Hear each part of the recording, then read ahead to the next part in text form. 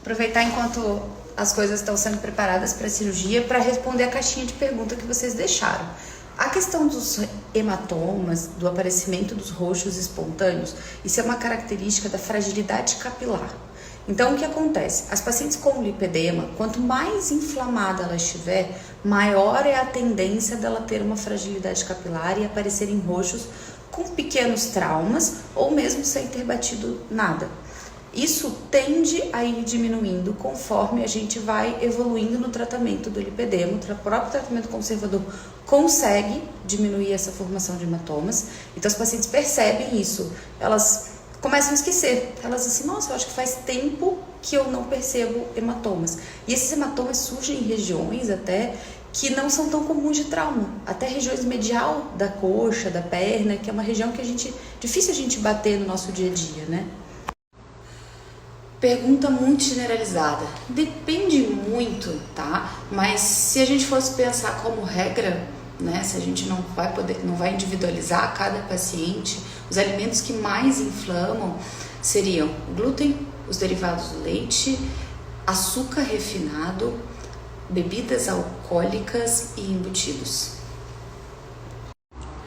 Com certeza se faz cirurgia no braço, tá? A gente opera o braço. A gente só não faz a cirurgia combinada. O que é isso? Operar a perna e o braço no mesmo momento, tá? Porque aí seriam duas áreas corporais muito distintas, o tipo de anestesia é diferente, né? As pernas a gente não precisa fazer uma geral, e aí quando mexe em braço, sim. Então a gente aumentaria muito o tempo cirúrgico se a gente estivesse fazendo as duas juntas, e aí isso aumentaria o seu risco de ter uma trombose ou alguma complicação.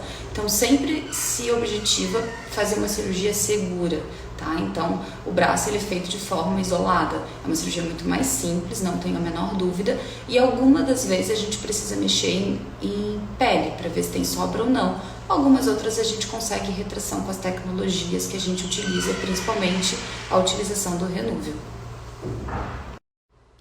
Qual é a maior dificuldade na cirurgia do lipedema?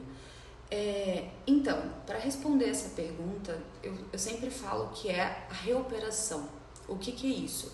São pessoas que já fizeram alguma cirurgia antes, já fizeram alguma lipo de coxa ou qualquer outra cirurgia naquele local, ou fizeram algum método de congelamento que tenha gerado principalmente reação inflamatória.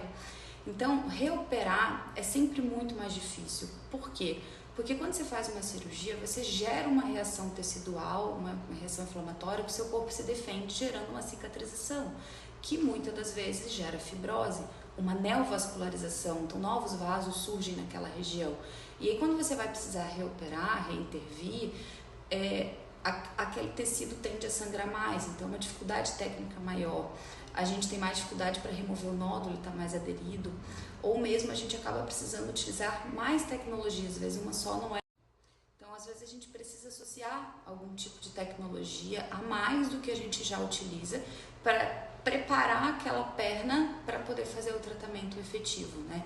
Então, eu gosto muito de que as pacientes façam a primeira cirurgia como uma cirurgia definitiva, que a gente consiga sucesso já na primeira. Então é muito importante que quando você for escolher o profissional para te operar, seja um profissional habilitado, capacitado, tenha certeza disso, porque não ficar bom e ter que fazer novamente, o próximo médico que vir a ter que fazer, ele vai ter uma dificuldade maior, vai ser uma cirurgia maior, e não tem necessidade. Então a primeira cirurgia é sempre a melhor cirurgia a ser feita, e se prepare para ela, faça tudo o que seu médico pedir no pré-operatório. Se tem que fazer tratamento conservador para chegar desinflamada, faça, porque o bom preparo garante o sucesso cirúrgico e um pós-operatório mais tranquilo.